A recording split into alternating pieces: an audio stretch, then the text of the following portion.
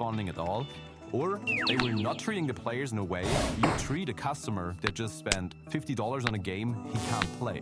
Meanwhile, a working, cracked version of the game appeared online within a few hours of launch, without the server requirements, the online check, or the extreme useless customer support. In fact, I believe the pirating community was probably more helpful than EA when a user wasn't able to install the game.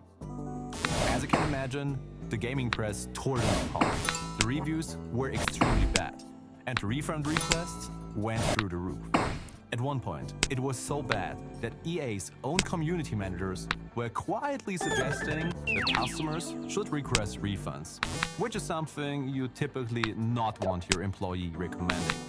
And through all of this, the broken hardware, the locked games, the collapsed servers, the pirates kept pirating. Everything the industry tried hurt its own customers more than the actual pirates.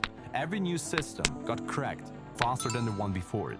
And yet, the industry kept going. They kept escalating and they kept spending. Because admitting that the entire strategy was wrong wouldn't mean admitting that billions of dollars had been burned for nothing. So they didn't. They just kept spending more and more money trying to fight the pirates, without much success. Meanwhile, Steam went a completely different route with its approach to piracy. And this is because Gabe had a very unique way of thinking about it. His theory was, if piracy is a service problem, then the solution is a better service.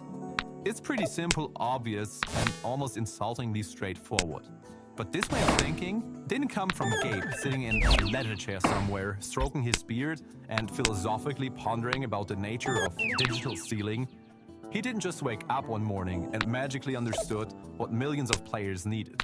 He understood it because he almost crashed Steam and lost everything by getting it completely wrong. See, when Counter-Strike first came out, it has grown into something that nobody had imagined. It originally started as a fan-made mod, but it quickly became the most played shooter on this planet.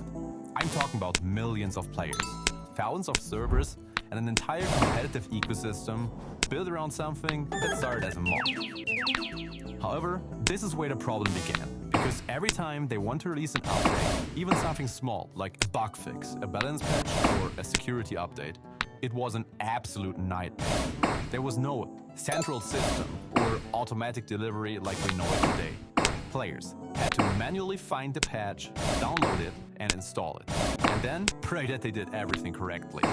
At the same time, the servers were running on different versions of the game, and therefore players were getting kicked out of the game for version mismatches. The whole thing was a chaotic mess, and this got worse with every single update they released. Because there were more and more older versions a player could possibly play, and more servers, all with different versions. So Gabe and his team sat down and asked a simple question. What if we built a platform that handled all of this automatically? A system that pushed updates directly to players, so everyone had the same version and no one has to manually find an update. And this is exactly what they did with Steam. It launched on September 12, 2003. And the Counter-Strike community, which was basically being forced into using this new platform, responded with the calm and measured feedback you'd expect from a group of competitive gamers. They absolutely lost it. Within hours, the forums were bursting. Players calling Steam spyware, bloatware, or my favorite quote, an unnecessary piece of garbage being pushed down our throats by a greedy company that lost its mind.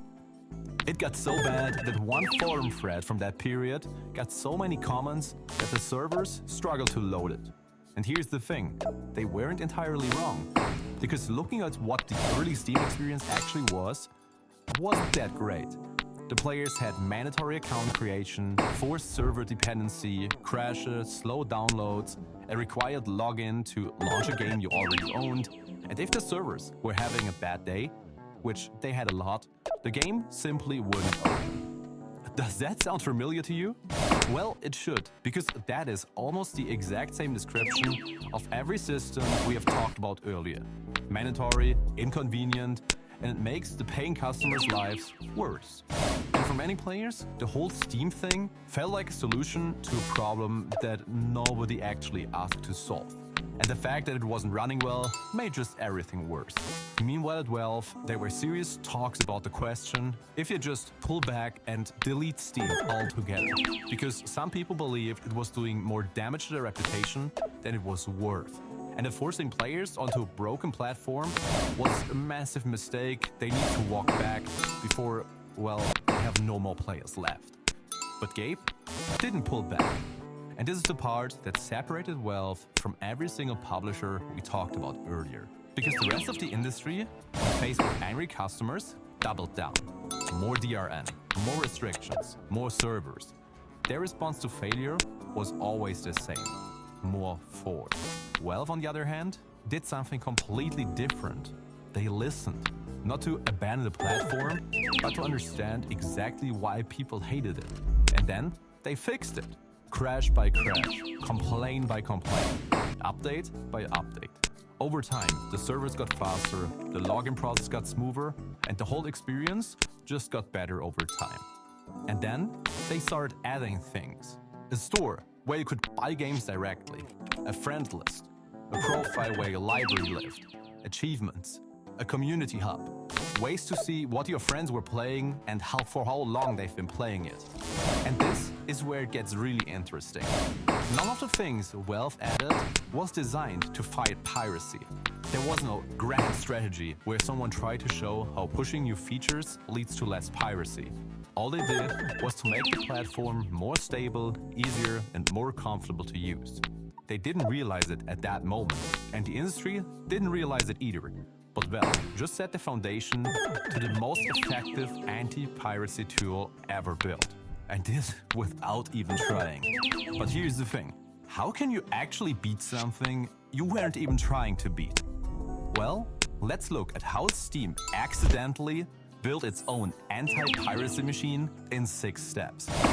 And the first thing we need to look at is pretty obvious looking at it from today's perspective. Steam did something no one has ever done before. They gave players a home.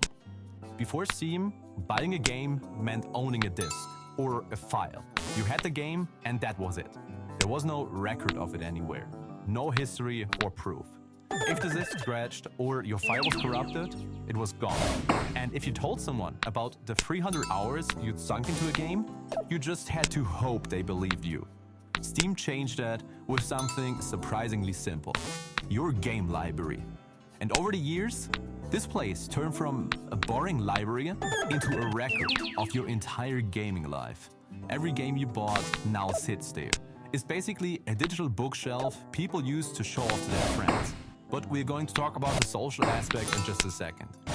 And this is where it starts to hurt piracy. Because piracy gives you exactly one thing: the game, and nothing attached to it. So, Steam made buying and playing a game feel like actual ownership, in a way that a cracked file sitting in a folder called "I totally bought these games" never did. But here's the thing: Steam didn't implement this feature to beat piracy, but to make user experience better on their own platform. But here's the problem with giving someone a home. A home only feels valuable if you can actually afford to move into it.